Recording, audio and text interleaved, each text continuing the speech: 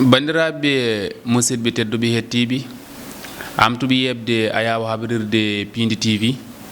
caggal yettude gueno gonɗo jonɗo en juule rasulu sallllahu alayhi wa sallam en jetti ɓiɓɓe fulɓe kala ñaldoɓe e mbooyi joftude e pundi ɓen ko fulɓe aynaɓe kono en calmini kadi ni ñaldoɓe en guuli kadi ni jofta e ɓuuɓol ɓen ko ɗanniyankoɓe yewtere men witende holmbo woni an en jetti kadi ni bandiraɓe kala ɓe ganduɗa ina cuuɓi Piinditv mbaɗi ɗumen e nder ɓerɗe mumen waɗɓe pelle ɗe onon kala hayso min kalani ille mon onon yiɗɓe Piinditv ina parnoro Piinditv min calmini on min jorima on yewtere holmbo woni an arti kadi taw koye mbadi kubtidindi tawana goto e sukaɓe gonnoɗo ɗo e leydi ndi ha yalti leydi ndi arti ɗo kadi ni hande e nder leydi ndi kono o suuɓi kañum e hoore makko ko Piinditv ko ɗum ɓe jeeɓata toon to caggal leydi ko ɗo e jaa e nder leydi Sénégal kono o wonno ko toon to Brazza ɗo yeeso mo on gandu holi kanko assalamu aleykum guiɗo bismillahi rahmani rahim waaleykum salam wa rahmatullah salminama BAAMODI ɗum noon mi salminima mi juurimama o ko Aboubacry Kane somin jiiɗi andude holi gonɗo Aboubacry Kane holmbo woni an Aboubacry Kane ko ɓiɗɗo hawranke jeeyaɗo e nder région de Matam département de Kanel arrondissement Horko Diéré ene jibina 1977 to wiyete Yembal wara inscrit maire wiyete Yembal le 26 octobre 1977 ɓi ala jaharno Moussa Kane ene wonde amnata Moussa Sow ko noon caggal nde Aboubacry kalɗa ɗo jibinaɗa jinnaɓe ɓe e ko way noon beele Aboubacry Kane meeɗi nadde jangde alqouranil karim walla école jangde Toubakiri effectivement par ce que min nde jibinaminde mato ko duuɓi jeetati min lelnadde jangde wona cellal ngal haarano kono feewi kono yettere Allah jinnaɓe toujours en mbiyatno alay saago ɓiɗɗo haalpular so jibinama walla ɓiɗɗo diine jeeyaɗo e diine l'islam min nanni ɓuurani yomin jangkono min mbaddanno ɗum école o e heeɓi janguede kanji ɗiɗi foof alhamdulillahi rabbil alamin heeɓi janguede kanji ɗiɗi foof garaten joni koye Aboubacry Kane ko ɗo wonno ha ɓooyi o janguima taw ha waɗi ɗo tolni o acci jangde nde gam yaade ƴeewoyde ko artir waɗa e galle baaba nde tawno salade jasere hewno ɗum ɗon wadde yaltude jaltal ma holno wano jaltal ma yaade caggal leydi e jaltalam nde mata wiyata tan koye hoddiroji Allah woni sa woni ɓi commerçant Allah waɗi jangde nde a woppi jawɗa tan toujours ko nattude koye wiyete commerce mbiyan eɗen ɗanno wonno eɗen ngala métier sa ala meccal noon a ala un niveau d' étude pour dañde woni hen golle alay saago mbaɗa ko mbawɗa ko woni ko wiyeten commerce surtout enen halpulare hen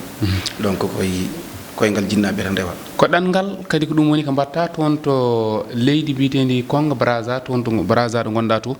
ina teska hannde caɗele kewɗe gonɗe toon taw ko ɗanniɓe wonɓe toon so tawi an gummiɗo toon o garɗo ari ɗo hannde e Piinditv are yewtere holmbo woni an beele aɗa wawi amen artande caɗele teskaɗe gonɗe toon ɗe ganduɗa ɓiɓɓe Sénégal naɓe no guura ɗum hannde oɗo saaha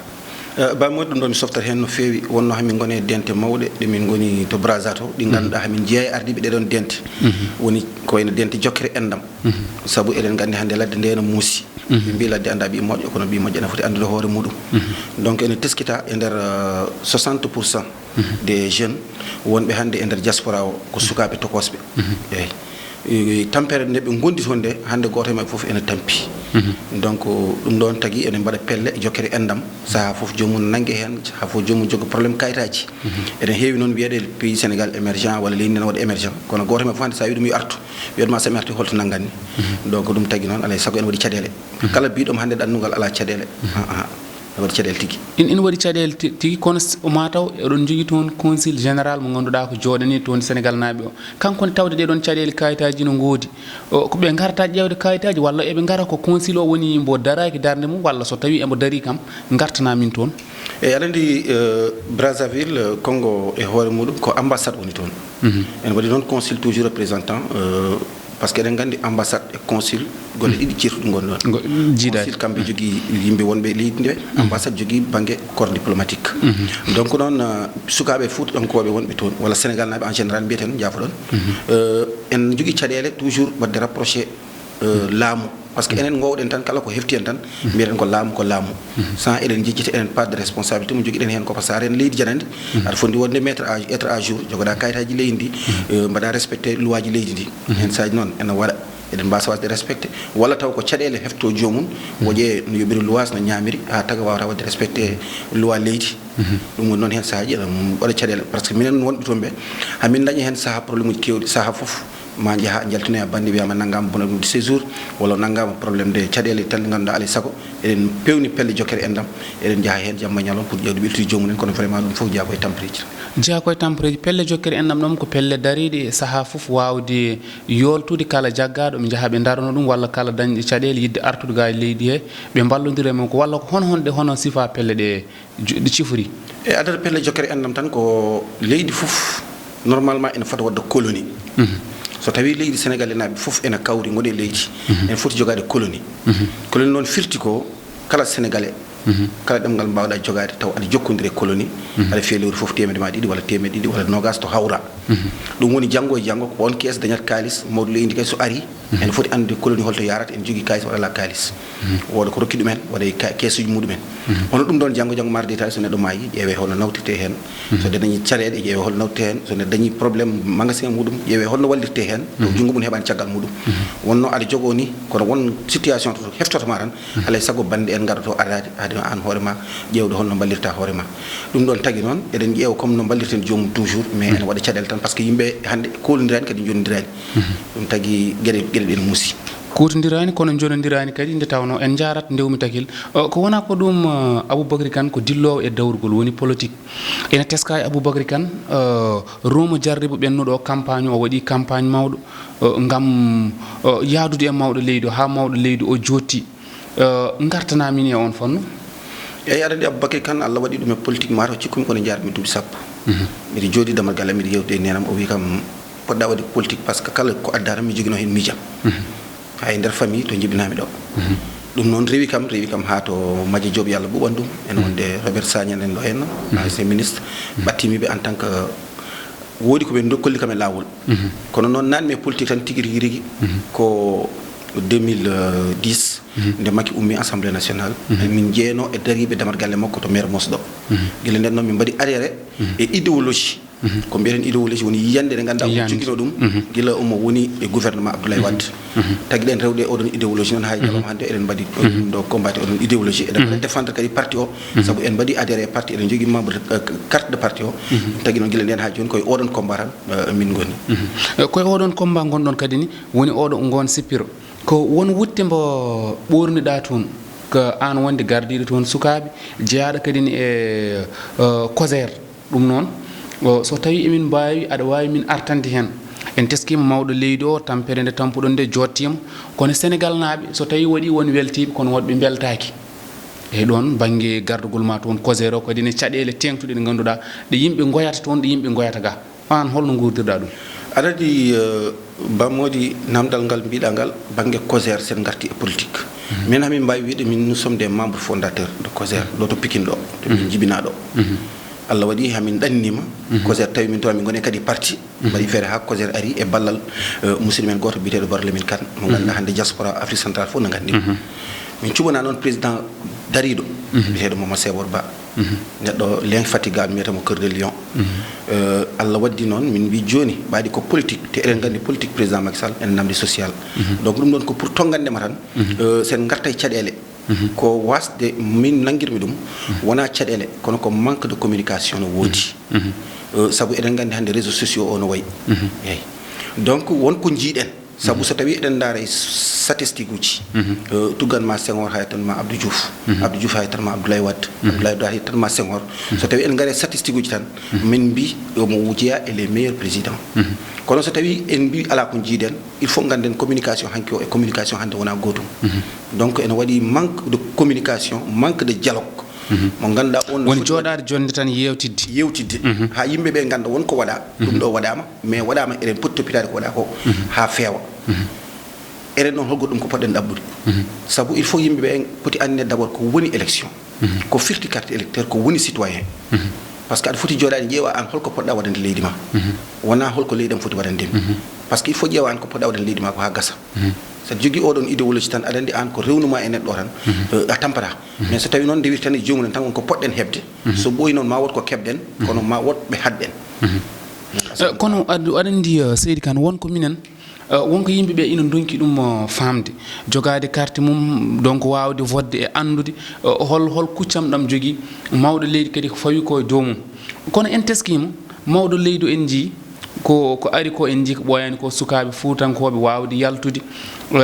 hollirde haydara wadako te kayen ko munno ko mbi ko natti dum munji te mawdo leydo kadi ni yiyamo vote odo bennudo ko yiya ko hen way kon sen ƴeewi ko sukabe kalata ko fof ina wodi mais dum ni hol onon hol yande mon te minen min ji onon ko boyani ko mawdo leydo on jabbima dum ton jabbungal ngal ganduda kadi ko bangal faayidu te anade jeeno jabbe ton mbasi kadi a suuti ton kongol yaadude sukabe kadi no ko kaali ko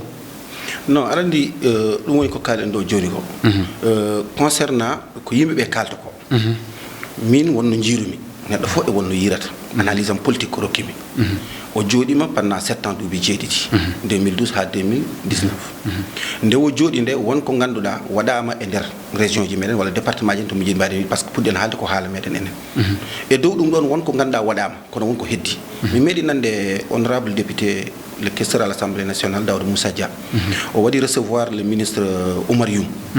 o wi mo kala ko mbawdon wadde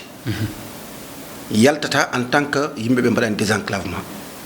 parce que hande Fouta sohli ko désenclavement so yidi be ma ton château ji ndiyam so yidi be mbada gure de courant so yidi be mbada gure de kala ko be jidi mais en tant que santé o alana ala désenclavement ko remete ko jeewa ma holno yaltirta wona mi rema mi ñaama hande en poti demde diwde remde ñamde parce que un leydi bietende pays émergent ene jogui naangi ene jogui ndiyam ndidon ndidon leydi cikkumi so tawi na haala émergent il faut d'abord il faut infrastructure ji pewne de base infrastructure ni so wadi dum doni sa remi a gayni mbawa yaltinde parce que de mbey yimbe ngarte so don ndema ngarte so don gol e dow dum don yimbe be biyabe ngarte so don ndema mbawda wiide be tan ngarte so don ndema kambe biyata ko holko min ndemata ko jallo ngom min ndemiranno hanki ngo ko gonta min konta min ndema ala pourtant eden nana financement ji wala budget ji di ganda c'est des milliards sodama tracteur wi ci sodama gede kono rewani to foti rewti sabu en ganda hollaabe di podda rewti ha mbawa ordinateur investissement dum tagi non so tabi ciow on woti quelque part min mi yi way kono genre frustré ni way no min abukan mi rewe ciagal hunde mi doga won ko jidnomi ko intérêt personnel am mijinomi so tawi non mi heban intérêt personnel am so tawi mi noddama e manifestation am mi noddita manifestation kono manifestation ko hunde fonde wonte ko loi leydi men hokki en kono yo taw on to pawden manifestation ji battendi taw kadi den jogani dum dalilu celludo taw wona tan dalilu tan ko yimbe ko pucci ndoki e bangi labi arandi edi jakobe ngoy kambe sukabe tigi won wayde lawol njum ha yotto ton to wursogi ha yotti hanti bosyaɓe en ko fiwti odon banggue ene jeeno koɓe ko caɗele ɗe ganduɗa ɓe goyi ɗum ɗon noon min jii mawɗo leydi o garagal mum toon to leydi mon to a ƴetti toon kadi ne konngol te kadi ko kalɗa ko toon mbeɗa yiɗi kalta ɗum ɗo eyyi aɗa andi sen garti par ce que mino foof jeeya e adiɓe nde Sénégal fettata ɗo henna match mi anda holwine match majji coupe d' Afrique horko ƴeɗe filma waɗa e réseaux sociaux ji ɗi jimi poussière o no ummori ni on ñande yimɓe ndogo poussière no ummi mara fo en ko 24 heures nanmi won responsable uji du département de Kanel jiidi joddima to kin fat place mbi ena jaha to département de Matam et région de Matam ena mbaɗo e caravane ena jarno population ena mbaɗa ɓe remerciement sabu no witano parrainage uji e wadde réélire le président de la république e kawde kadi on saha contexte Aliou Sall o coow o heewi miɗe jeeno e adiɓe ummade wiɓe hande fuutankoɓe wonko cohli taw wona caravane c'est pas le moment de caravane hande fuutankoɓe cohli hande ko tali ɓaleejo hakkude jum fayenma Bakel foti gaste Allah waɗi mataw yimɓeɓe mbaɗi hen débat ji ha affaire o fawama e leydi par ce que on saha wona ɗum yimɓe cohluno yimɓe cohluno ko probléme safaro yimɓe cohli ko ndiyam yimɓe cohli ko so mbaɗi yiiɗi wadde déplacement ɓe mbaɗa déplacement par ce que eɗen gandi hande région de Podor no Matam problème de santé ça pose problème problème d' éducation ça pose problème problème de déplacement ça pose problème e ɗum ɗon tan woni ko fuurankoɓe cohli koyti ko ɓe mbawa rende koye mabɓe tan mbaɗa koye mabɓe e dow ɗum ɗon noon président de la république ari Allah waɗi mi dañi sens min joguino konngol COSER min wonno porte parole no kama 2 minutes e nder 2 minutes o nde min calminimo min jarnimo hamin gayni min kollimo so tawi concernant Fouta yo wattu hakkille makko COSER maire femme enseignant du département de Kanel woni les jeunes républicains gonga won ko waɗe Fouta mais ene heddi ko heewi ko fuutankoɓe jiiɗi keɓani dum ko non ha joni ka ndewmi takil gonga won ko waden foot won kadi hiddi ko so wadde yimbe ngandi dum ko Sénégal fo futi wadande kono ndurtadden ha joni en ji nder cadel denniyankobe mi artata hen seedo ko boyani ko ton to dola Afrique du Sud won war ngoji kewdi mbadi ton ha yotti Nigeria en ko way non en tant que jogiido kongol kadi ne Kozer holno ngurdirdon dum don no alandi wonen gede ko ma dan haran jiya dum sabu l'insécurité gondo Afrique du Sud ko hunde nde yimbe be potno wade prédité parce que eden kala toujours émergent sa wi émergent non gontata ko ngurdam tiddam ngurdam tuba ko be dan tuba joni ay hatonde me jobeda ke 500,000 par l'euro wala million par l'euro kono se nde wonata une semaine taw a fecci ko hebda ko fof Afrique Sud yehi woni leydi ni ganduda ko tuba ko be gardino de tuba ko be gardi après tiagal bale be garti Nelson Mandela golli hen golle mawde ha wonti un pays émergent pays non so woni émergent alay sago corruption gede kewdi ngusso jonnon so biddo leydi jodi may leydi gollani ena fota yobde loi ena fota yobde courant ena wada contribution au développement du pays te ala liggéey so ari non yi dan yanke ena mo jeya kay leydi watti golli wala godum dum woni politicien ji naati hen wada la politique politicienne mbade intoxication population halnabe ko ganduda ko dum woni ko natta hakkilaji ma wi hadi on had gollude ko hobbe e dow dum don en adda révolte ji woni ko jiden en Afrique du Sud woni en jidum leedel Côte d'Ivoire en jidum leedel godde en jida wadde cité de no ko hono dum don non tagi mbim toujours il faut dentoden et certaines communications di battendi enen kadi ato au niveau de Congo toujours min denti dum yimbe wada be sensibiliser min jahay leede de amin kalnabe yobe dento gede kewde ganda ko sa woni kodo il faut ganda holno woni da e leedi jananti kono non min kam e dow dum fof burmi yidde so tawi en wiye l'horizon 2035 un pays émergent alors ken hande pétrole gaz cikumi eden poti wadde un grand dialogue taw ko dialogue gongre gonga jonde mo fatam lamir mawti taw kadi parce que mi haali dum nyande président mbimom bila ko l'horizon 2035 kala président bado 2 mandats ena gasa do 2024 on se wi à l'horizon 2035 firti o mo acci hakkille mako e jeunesse o donc don ay sago jeunesse o kala ko kewi wadde hen wona ko kewi tan ko mawbe njorto wala responsable njorto mais alay sago jeunesse o wadi impliqué e der hen wona ko des postes tan et pas de responsabilité ala il faut kala ken wade yewe be ganduda nen do ko jeunesse nanne e der gollal ngal mbade sensibiliser d'une formation di ganduda di don formation tagare mba wadde hunti parce que en ba wiide eden kokko yimbe fof golle mais so tawi formation professionnelle o wadama élargir gede kewre njaajnama ha yaaji somi hebi tan ma wot be gaddumi dañato nangi sabu baba medi wiide en 95 dum o ko dannugal o wanno tourner Afrique o arto wi kam Abou ngacce ko batton ko jehe jango e mecce sabu no jirumi Afrique centrale ni kala mo jangani mecce walla ala moyen so timto ma souffre te o wino dum ko en 95 wonno donc ko halanno ko wiire ko sukabe ko mawdu wiire so lilima les en ye mawdo suka wona do yeta ko dum woni hande ko hefti en yankobe adi sukabe de l'âge de 18 ans 19 ans ara Congo nana tan ko Congo badi kari mahi galle mudum tan walla kari sodi nay o wonno ko Congo dara biya Congo taw Congo hanki e Congo hande serti dum don tagi non alay sago yimbe be balle mbade formé be ganduda hande ndiwi jangde kono en bay wadede formé hande ko wayno projet ji ngari foot ndema ari foot kono so remama tan daña sagma pompiter holko gadda miija daro mi naw dum luum mi yedum gila bonani parce que mo wano dum Dakar pourquoi be prometaki wade fruit be keble wade fruit wade pire wade e boituji nawe dans les pays voisins yeye wade importer woni yekka ko nyamanda ko daña hen ko cioda ciomci daña hen ko cioda damugol daña hen ko badda hen wonen gede dum don fof non neddo wawa wadde dum en tant que janginaka dum wa lo jangudo ko en tant que ko janginde ne biruda ni be keble heblo fatam lamyo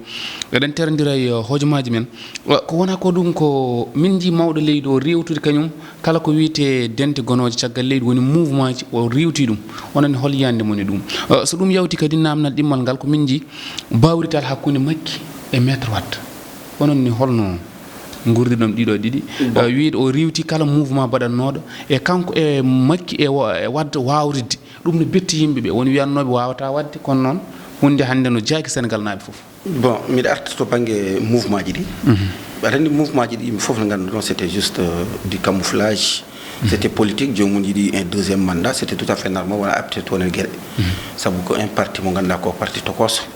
Te kadi eden gandi population Sénégal 14 millions d'habitants et 14 millions d'habitants inscrits sur la liste 6 millions. Et der 6 millions c'est tawi jomum wi il faut gagner au premier tour. Allez sago guerre kewdo jaba. Kono non wodi ko dum bonni. Sabu en dara tande to gonnomi Congo wala jaha France. Mi halni mudum nyande ndew ari Brazza. Bimi der salo do joni en timmi ujunaji didi neddo. E der ujunaji didi neddo berde de kawrani. Ko pecce ngoni do. Sabu gor fu wier ko kaari en kambe tan kala ko ari kambe ketati hen min jani koy amen donc non ngare pewnen pellel meden woni pellon kon dum don fu kadi ko tampini population ko enen jiya mar no yi haw jottima o wi mod fast track jomno sa wi most fast track ale sago woni gede gitta pawa banki mar enen jiya ko tagi mo wiidi kala ko woni mouvement wala dum do o yidi ko tan ko jojjitinde parti o huufa parti o tammo parti o e jungo makko ko dum mar woni miijo makko hen ko min kam on analyse mbadino concernant non kawral makko hakkunde boy Abdoulaye Wade min personnellement bettani pourquoi min personnellement bettani parce que der jonde ne min mi halin dum 3 jours avant bim gidel gotel wonata Abdoulaye Wade wasa arde ma basa hawriti Macky wasa arde ma basa hawriti kono so be joddi non ko be kawrtobe te kadi mi halma gidel gotel ko ganda mi de anti Macky kala ko wadi ko dum woni makko yim fu na gandim ko ne dum nan kala ko ngati ko dum Abdoulaye Wade kadi ko ancien gandu bawdo politique no feewi e dow dum don fof non kala ko ganda o mo yaha so wi ko mi jabi ko jabi so wi ala o salim ala bawdo jabundem donc min mi yi e der kawral mo gal peut-être wonbe pamani kono min jim au contraire le système force track pression gondo eno 2024 na batti ha may te en ji leydi ndi wadi une sorte de petit recul to bangi économique gede kewde ganda o wadi dum maintenir pendant 7 ans enam yaha beydare ala hay batte ala dum fuddina dañde carele te min bari min guri dum au niveau de Brazza en dit des chantiers qui se sont arrêtés gede kewde dum warta dum ko crise économique donc so mijima o andi konko so hawte o do yaltini o do peut-être ma pression ou parce que den gandi population sénégalaise en jogi pression teddudo mo ganda so foyi dum république tan ena adan dum lajji te ko buri ko hen dum nindi do yimbe be jiko ndi tawno adandi Macky ko kewdo pourtorde kewdo jogi a jokat mba gatano yaltiraga ndew hawritunde yo bawrital mabbe en jetti kadi khalifa général de Mourid yo Allah sunnu kadi ni gurnam makko o boya geeci Sénégal naabe kala ko kanko tan e kambe tan tata jodibe mbawrit kono non bel hulbinani heddibe bawrital Macky tan hande no wayni mbari yimbe be jogata ka tan kulhuli di ganduda wonti o dal hande ko do min coynto no dum do tawde ruttima to bel ala kulhuli wandi ko lengeji di bel jogorani hotte do gummino do non ala dum non ala sag wadat kulkuli sabu politique ko calcul min nangir mi mathématique kala ko neddo wadi intérêt mudum arti kala ko jiida yimbe do jodi en bada hay so tawi biiden kon badden gonga e der hen intérêt woni priorité toujours peut-être be mbiya wadi erreur be mbiya wadani erreur mais faf kala ko jiida e der politique ko calcul hetto tan bada réussir wala bada échec donc ala sag wadat kulkuli parce que kulkuli ren gandi njaben cialoden Abdoulaye Wade si jefti exemple Abdou Senghor min tawa kono min gandi histoire ko haali min jefti exemple Abdou Diouf en tawa eden tawa hen wonen gede politique on wano denni eden gandi Abdoulaye Wade gilo o fuddi hay joni c'est même rythme ko mo jogi ha no lamuri ha no ummire lamo e de woni opposition toujours ko même rythme o jogi donc non ko politicien poddo no ko ni popularité mo jogi Abdoulaye Wade c'est le président le plus populaire non tan no mbimi ni ala sago wada kuli et opposition parce que opposition nangi no wadi déstabiliser système politique donc le fait que ce réconciliation wadi tan ala sago o wonbe ganduda cikkino hande kambe ngoni chef de l'opposition watabe arranger ko ala sago non wayr hetto non mijite holto faya parce que o laami mo yo acci o gol o timmina mandama ko jeben hol démocratie mo bawta wadde instauré taw en wada continuité comme no wiya toujours l'état c'est une continuité dum non Aboubacry Kane wonani en kadi ne belam minen bismadem yewtere nde hayso woni waktuji didi e min gandi ngani dino hisi ko namnita ko kadi ada andi dum ada wawi dum jabade ko kojomaaji men kuubi kongol ma bayni e yewtere wietende hol mbo woni an e erangu eroda Sénégal naabe kadi ko fewte ko joljole ko wadata ko e kala saha ko wadi ko toni e caggal leydi gurnam Sénégal naabe wonbe ton kongol ma battinigol e kongol battinigol cakal yettude Allah yettude jinnabe to ponden adrade do eden biatan yo yimbe ngartir hakkilaji di surtout non danniyankobe surtout non dan yanko be wona hunde wemde finde tan biya ala to ada arta Sénégal ada jodo ada golla wona hunde wemde kono hunde foko jida jogi ko programme ala sago kadi enen kadi jogoden programme mbasen tan wonde puccindo gitam bamdulayi kala ko batten il faut njeewen yewtiden mbasen ciundirde nafkeji yeyi min kam ko dum woni ko jidmo seede bandirabe kadi hande kala ko fodde ma kala to woni ko an yewtanto hoore ma sa weda fattan ha jewtanda ma leel sabu popularité no beedo mawnuti jibi be hakkilaji no beedo uditade kande goto fofu wen ma kanyum burma ande politique neddo fofu hande biya ma kanyum burma ande kono e dow dum do fofu yoto eden jeewo ko nafaren ko e mbawa dañ non ko nafaren en tant que kawral berde ala il faut yimbe be kolondira il faut yimbe jondira ardibe be nganda burani hay batte be gardibe ardinbe be kadi tinno muñuno ardinbe be parce que dongal gardido so teddi tan ko dondo dum mo teddini dum il faut jettude population o kalden e population o dum ko meeruji di dum ko yimbe battibe population o kala situation no way wati ittundir kumpa e be ngudi e ardinbe ma en kam dum woni ko jidmi wasiyade yimbe be tinno den nangudiren jeewen ko nafata en ko basen jewto ko manata en ko me jeewen ko nafata en ko nafata en ko non koy kawral berde wonata il faut kolondiren il faut jonodiren kala keden mbaden pencu yimbe jewtita min ko woni ko jidmi wasiyade bandirabe ko ngolom ciakki dum non ma jidi mi ngoni di non tigi jaaraman feewi jaaraman feewi dum non yebobe ayawa habirde Piinditv en paami tigi ko Aboubacry Kane gorko mbo hawre gonnodo ton to Congo Brazza konko artuno do kadi ni ari o subi ayawa men habirde Piinditv yewtere wiitende kadi ni hol mbo woni an bandirabe be ganduda ko wonbe e duundi baba Adama mbiten ko weli duumata so duumaton neddo jettata ko paquet sukar wada e hunduko mum jokke e yebde télémon Piinditv ko min wi on ko programme uji kesi pul ngoni do e Piinditv onon yebobe onon yidbe be ganduda kadi no mbadi hande pelle ngam heptinde télé Piinditv walla ndirde on dum don minen na mawdo Abou Samba Diop wiri ni lewlewal pinal mo on dañdo yewtere taw ko onon pelle de onon kaldate onon ardibe be jokke golle ko no min biyat wonno ko do men ko mo ganduda ko Aboubacry Kane gorko mbo hawre Allah jaarama jaarama